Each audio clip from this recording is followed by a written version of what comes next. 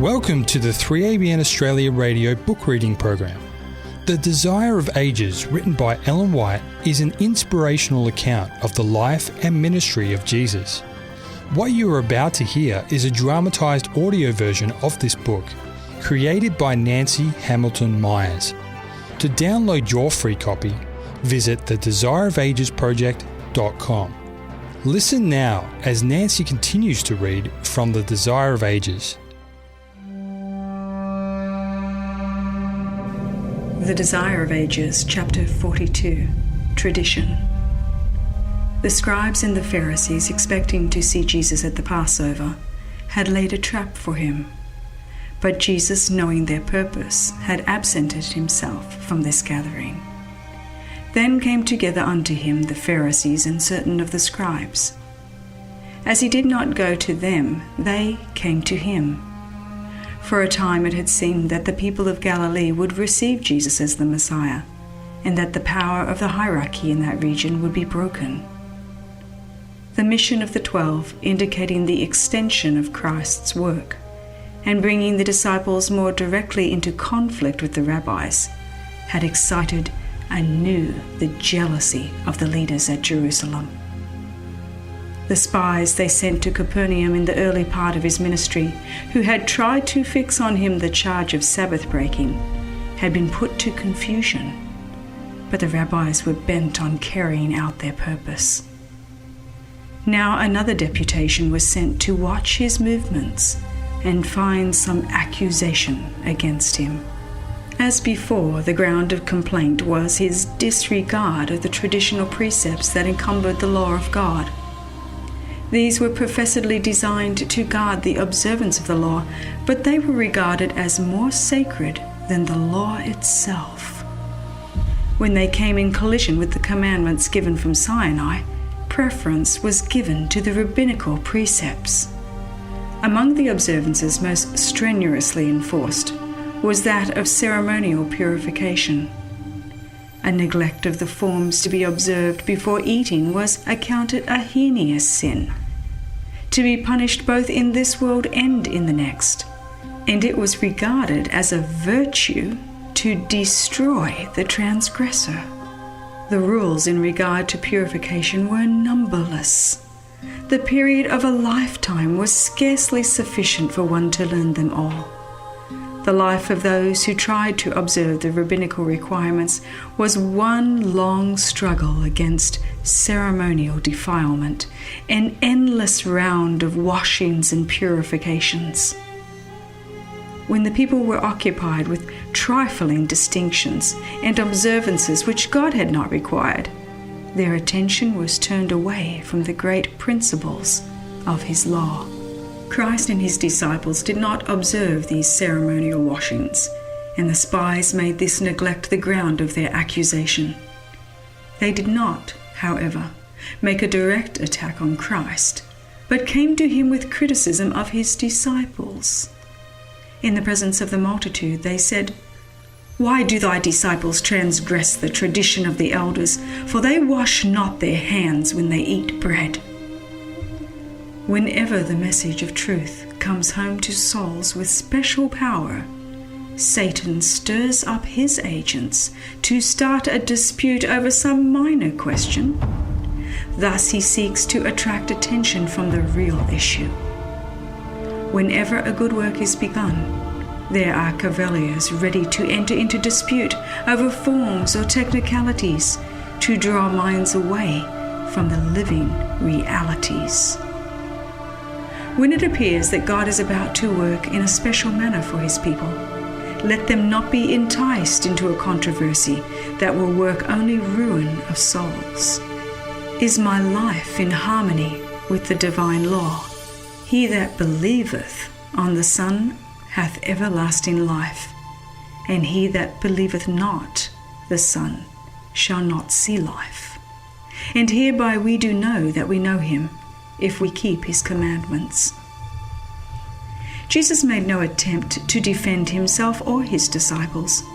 He made no reference to the charges against him, but proceeded to show the spirit that actuated these sticklers for human rights. He gave them an example of what they were repeatedly doing and had done just before coming in search of him. "Full well ye reject the commandment of God," he said, "that ye may keep your own tradition. For Moses said, Honour thy father and thy mother, and whosoever curseth father or mother, let him die the death. But ye say, If a man shall say to his father or mother, It is Corban, that is to say, a gift, by whatsoever thou mightest be profited by me, he shall be free. And ye suffer him no more to do aught for his father or his mother." They set aside the fifth commandment as of no consequence, but were very exact in carrying out the traditions of the elders. They taught the people that the devotion of their property to the temple was a duty more sacred than even the support of their parents, and that, however great the necessity, it was sacrilege to impart to father or mother any part of what had been thus consecrated. An undutiful child had only to pronounce the word Corban over his property, thus devoting it to God, and he could retain it for his own use during his lifetime, and after his death it was to be appropriated to the temple service. Thus he was at liberty, both in life and in death, to dishonor and defraud his parents under cover of a pretended devotion to God. Never by word or deed did Jesus lessen man's obligation to present gifts and offerings to God. It was Christ who gave all the directions of the law in regard to tithes and offerings. When on earth he commended the poor woman who gave her all to the temple treasury. But the apparent zeal for God on the part of the priests and rabbis was a pretense to cover their desire for self-aggrandizement. The people were deceived by them. They were bearing heavy burdens which God had not imposed. Even the disciples of Christ were not wholly free from the yoke that had been bound upon them by inherited prejudice and rabbinical authority. Now, by revealing the true spirit of the rabbis, Jesus sought to free from the bondage of tradition all who were really desirous of serving God. "Ye hypocrites," he said, addressing the wily spies. "Well did Isaiah prophesy of you, saying, This people draweth nigh unto me with their mouth, and honoureth me with their lips, but their heart is far from me. But in vain they do worship me, teaching for doctrines the commandments of men." The words of Christ were an arrangement of the whole system of Phariseeism. He declared that by placing their requirements above the divine precepts, the rabbis were setting themselves above God. The deputies from Jerusalem were filled with rage. They could not accuse Christ as a violator of the law given from Sinai, for he spoke as its defender against their traditions. The great precepts of the law, which he had presented, appeared in striking contrast to the petty rules that men had devised. To the multitude, and afterward more fully to his disciples, Jesus explained that defilement comes not from without, but from within. Purity and impurity pertain to the soul.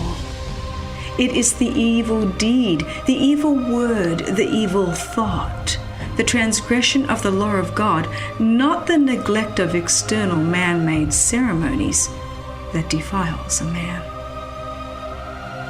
The disciples noted the rage of the spies as their false teaching was exposed. They saw the angry looks and heard the half-muttered words of disaffection and revenge. Forgetting how often Christ had given evidence that he read the heart as an open book, they told him of the effect of his words.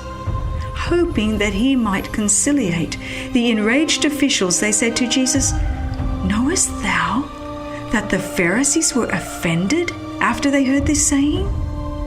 He answered, "Every plant which my heavenly Father hath not planted, shall be rooted up.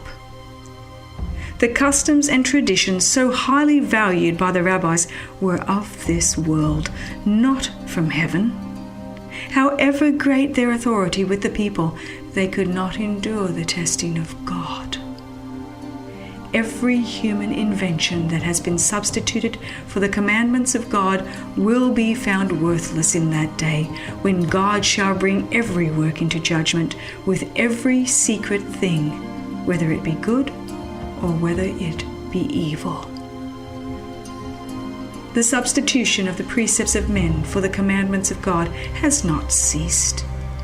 Even among Christians are found institutions and usages that have no better foundation than the traditions of the fathers. Such institutions, resting upon mere human authority, have supplanted those of divine appointment.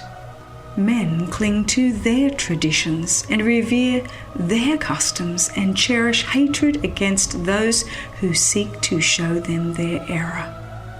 In this day, when we are bidden to call attention to the commandments of God and the faith of Jesus, we see the same enmity as was manifested in the days of Christ. Of the remnant people of God it is written, "The dragon was wroth with the woman, and went to make war with the remnant of her seed, which keep the commandments of God, and have the testimony of Jesus Christ." But every plant which my heavenly Father hath not planted shall be rooted up. In place of the authority of the so-called fathers of the church, God bids us accept the word of the eternal Father, the Lord of heaven and earth. Here alone is truth unmixed with error. David said, "I have more understanding than all my teachers, for thy testimonies are my meditation. I understand more than the ancients, because I keep thy precepts." Let all who accept human authority, the customs of the church, or the traditions of the fathers, take heed to the warning conveyed in the words of Christ. In vain they do worship me, teaching for doctrines the commandments of men. Join us next time as Nancy Hamilton Myers continues her dramatised audiobook, The Desire of Ages, written by Ellen G. White. This program has been brought to you by 3ABN Australia Radio.